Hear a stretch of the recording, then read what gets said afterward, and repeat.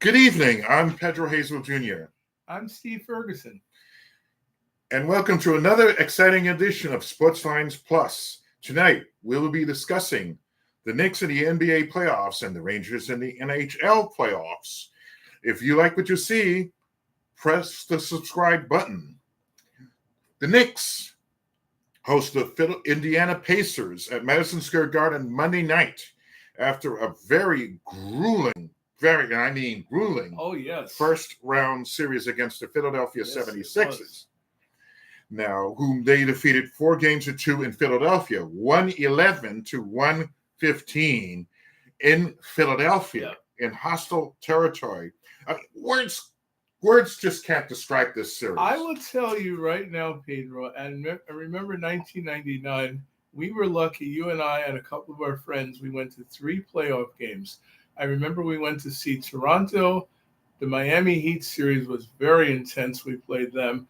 And then we finished with Indiana. We didn't get to the finals that year, but we had incredible series to watch. I thought the Heat series of 99 was the most intense. Well, 99, the Knicks did get to the finals in 99. Well, yes, but they didn't win it. Unfortunately, yeah. And this series, I would say without question is the most intense series that the New York Knicks have ever been in. This Philadelphia Sixers team really pushed the Knicks to the limit. Joel Embiid, bad injury and all, was incredible. He had 50 points in one game against the Knicks, 2 30-point games. That guy Maxey that they have, Tyrese Maxey. Oh my God! He just went off on them for those 5 games. He really ran off on the Knicks, especially Game 5. Yes, 46 points one game, 2 40-point games, and shot out of his mind. Yeah, and he is the reason we got to Game 6.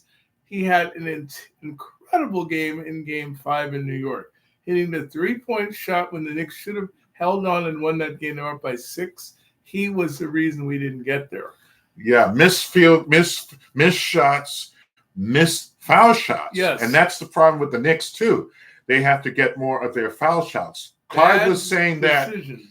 Bad decisions. Clyde was saying that. Bad passes, but missed free throws. Yep. Clyde mentioned that throughout Game 6. To their credit, missed very few foul shots. They only missed like one Thursday night.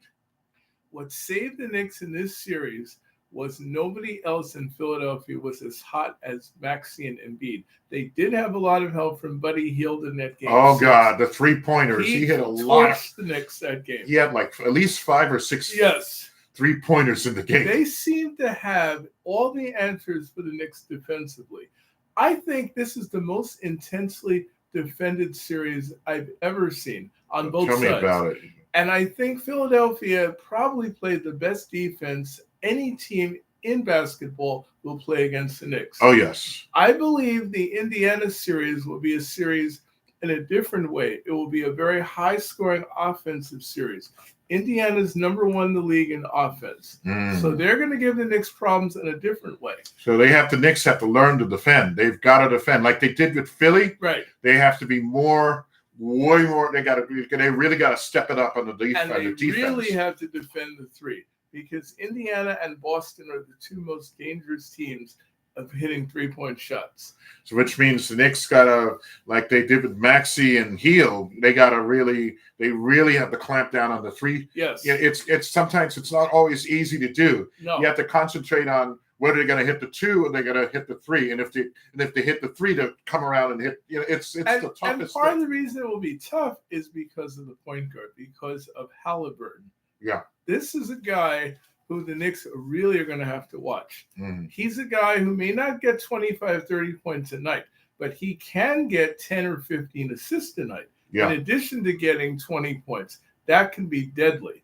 I mean, Brunson, our guy, is very good at getting assists and points, but he will have to guard this guy really well. And on Friday and on Game 5 on Tuesday, he had 47 points, a playoff record for the Knicks, beating Bernard King. As I've said to you, in unfortunately, no losing effort. As I've said to you, for those of you who think I'm crazy, I believe that Jalen Brunson is the best point guard the Knicks have ever had outside of Clyde Frazier. Mm. And for those of you who've been watching this show, you would probably have to agree with me.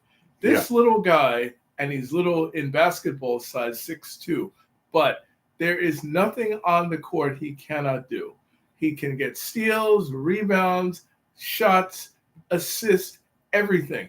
And this Knick team is the most intense team I've ever seen them have. I mean, I have never seen, this is like the first time since the 90s. Yes. I've never seen this grit on the Knicks since the early 90s. I would agree. But, with Ewing, Mason, Oakley. Starks. Oh, my God. But when you look at this team, look what they have. DiVincenzo, Hart, Brunson.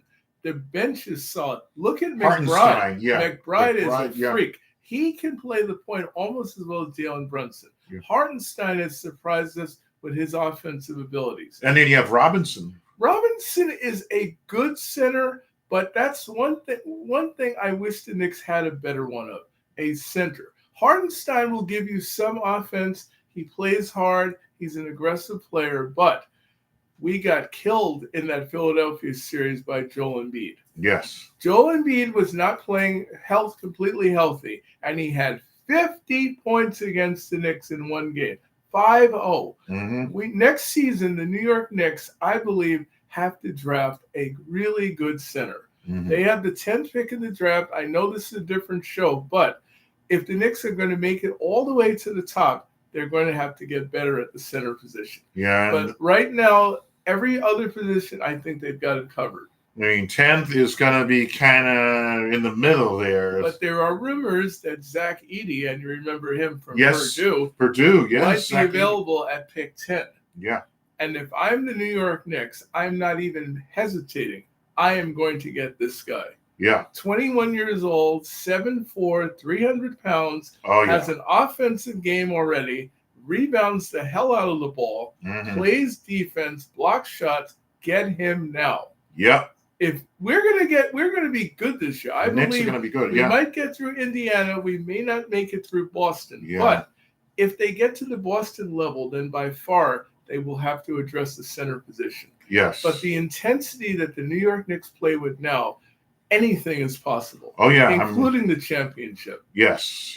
Anything is possible with this team. I mean, it's like, you see the two teams. You see the Knicks and the Sixers just playing. It remind me of an early 90s game. I mean, the intensity of the New York Knicks now, as good as the 90s were, and they were a great team in the 90s, I think this team they have now is about at that level, matching the intensity.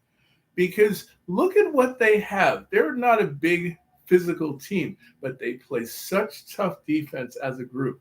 Anunoby has been a huge addition to the New York Knicks. We forget about him. Oh, yes. This is a guy that can guard anybody on a court, including Embiid. Definitely. So that's a big reason. And he's big with the stealing. He had a lot of steals. Yes. He and Hart. I mean, whenever Hart is a relentless rebounder, steals, and that's the other thing. And they also mentioned this rebounding. Yes. The Knicks dominated the rebound. They did. Dominated the glass. That was a key to them winning the games that they won. That's right. The rebounding. The Knicks are a team of almost pure heart and guts. Yeah. And I think this team epitomizes how good a team can be when they really want to work together as a unit. This team really does the job.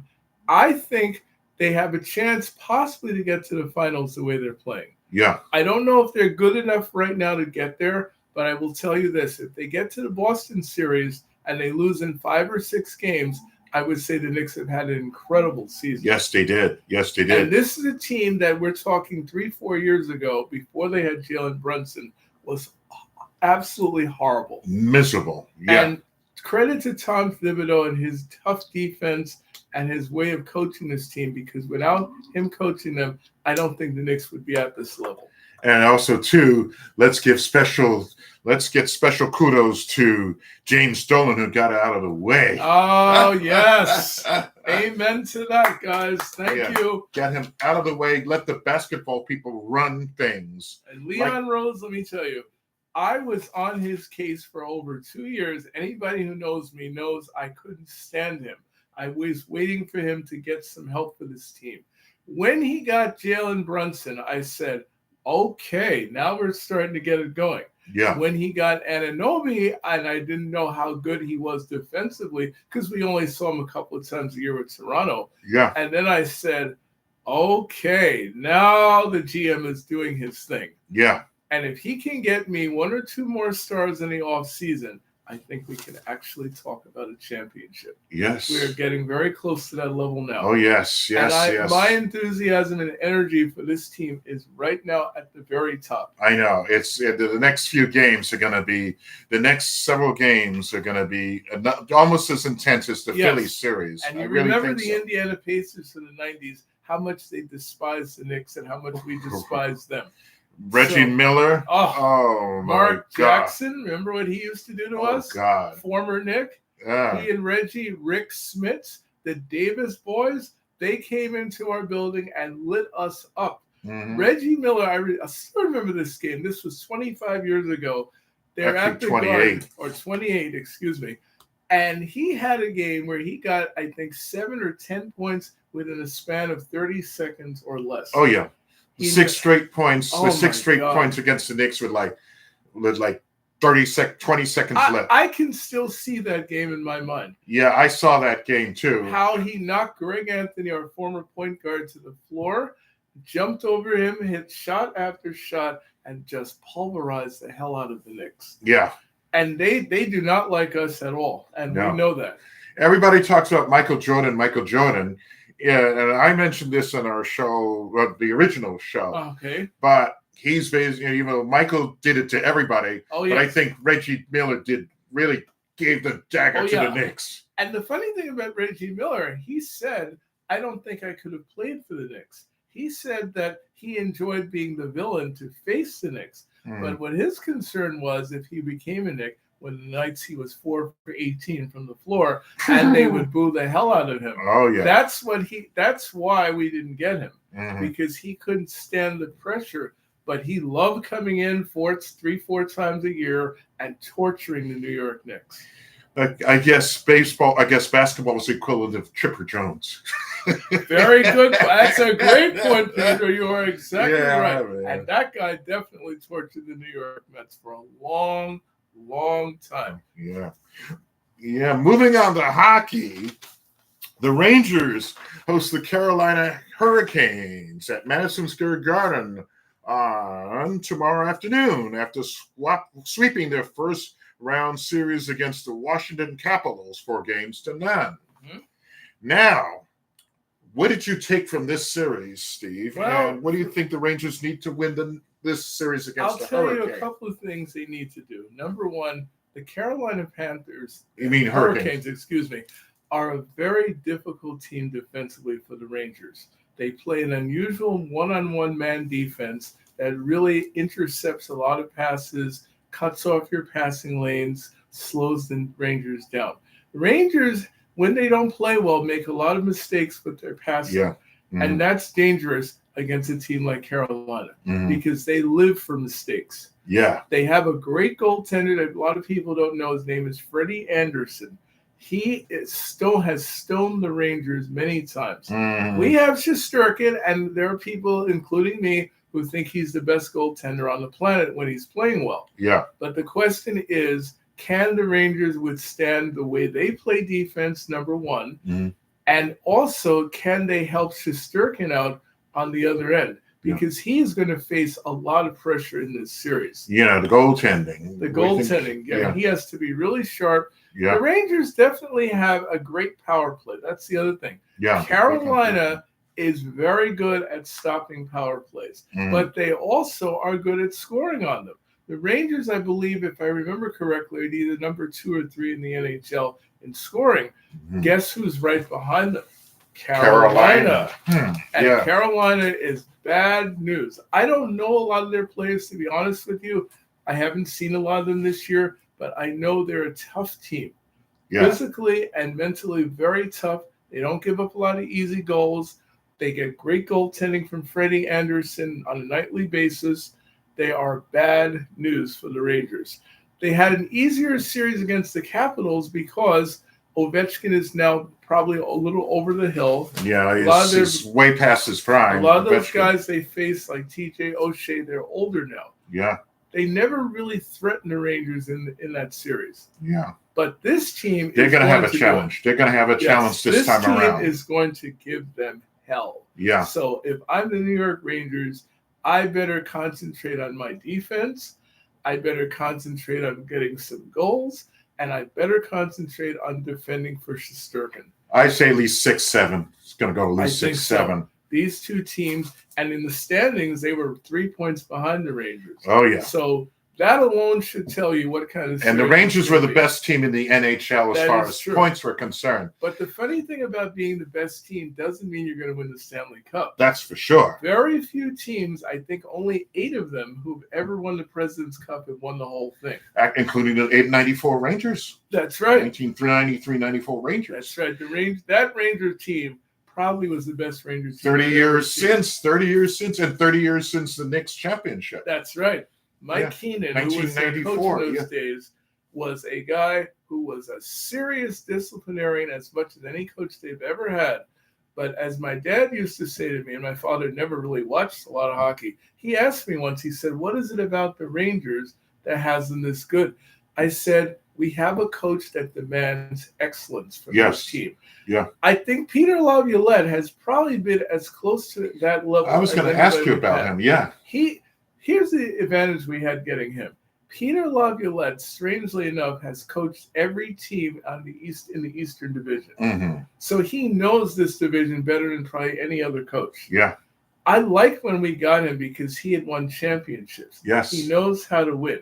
He's a very calm coach, but he gets his message across to his players. Oh, yeah. He's a hard-nosed coach, but in a calm way. He's not like, say, John Tortorella, who would curse you out left and right if you didn't play well. But he seems to have a pulse on his team like very few people have.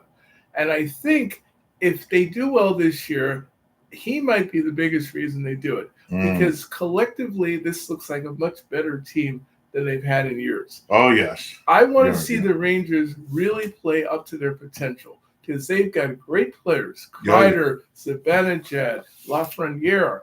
This team needs to play up to their top level, and I think Carolina is going to push them to play that way. Oh, yes. So that's going to be, I think you're looking at, like you said, 6 or 7 games. 6 or 7, yeah. It's going to be a phenomenal series. Yes. In the 150th Kentucky Derby this evening, Mystic Dan, an 18-1 horse, wins in a remarkable photo finish with 2 other horses, Forever Young and Sierra Leone, just like the country. Yes, that's right.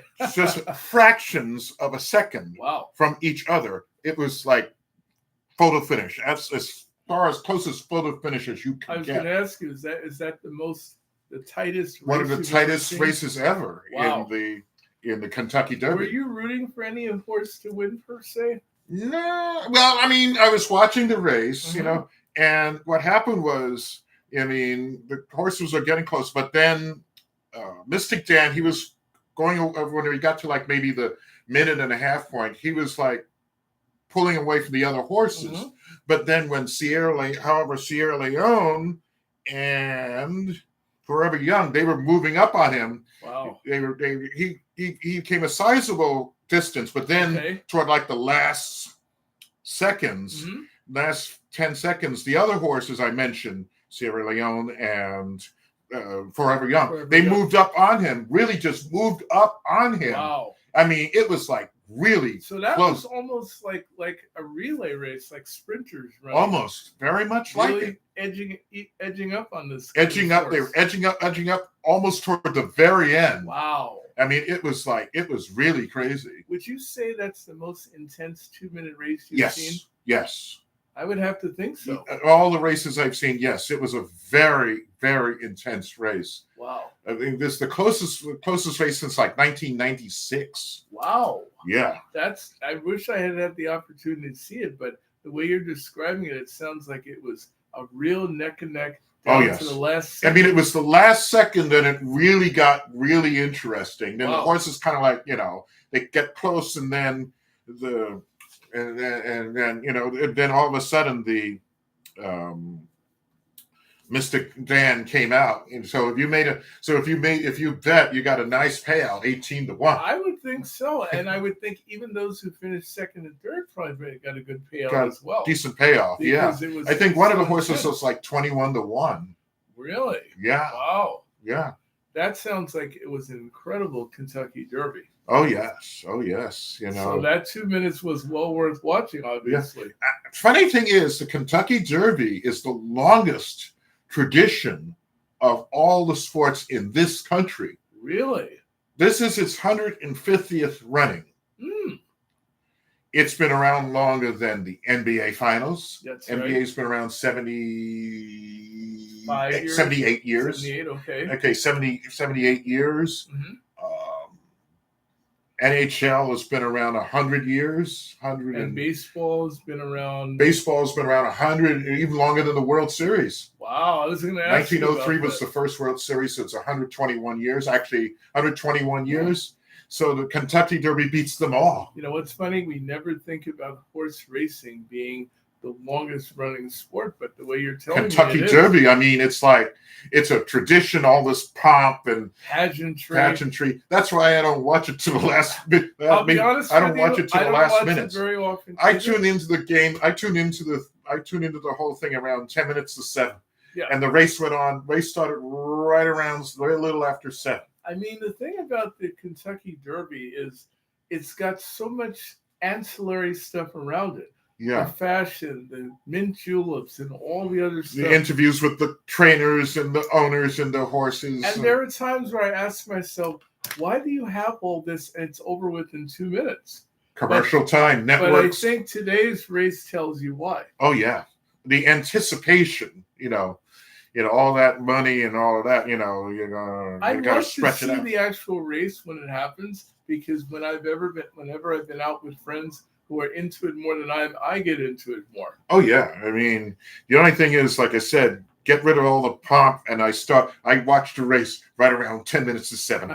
That's the best way to get. That's probably how I would do it, so that I can avoid all of that and just focus on the race. Like the Super Bowl, you have all these pregame stuff. Oh, yes. Pregame stuff. This is something Joe would probably talk about. Yes, he probably would. All this ancillary shows, fashion, what the wives are wearing. Interviews with all the players, and I said, let's get rid of all of that and get to the game. Yeah. Let's get rid of all the pomp and let's just get to the... My thing is, do we need all this to watch a Super Bowl? I would say absolutely not. Of course, but of course. And now it's a worldwide sport. Yeah. I mean, reality of it all is the networks paid a ton of money to present these, so they got to do all of this stuff. By the way, one thing I would legislate, if I had the power to do it, I would allow people to have a day off after the Super Bowl. Yeah, to have a Super Bowl. A lot of people suggest that. Yes, I think that's going to happen down the road, because everybody's going to come into work drunk. Yeah, hungover and tired, and a lot of people are going to call in sick that day. I've never done that, by the way, but there are a lot of people when you go out to the sports bars, they are drinking themselves blind.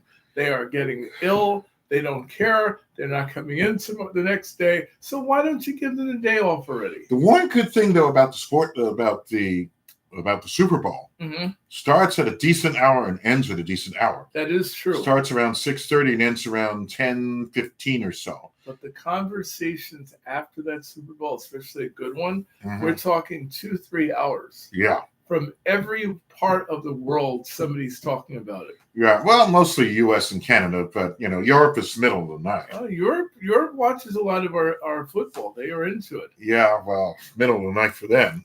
That's true.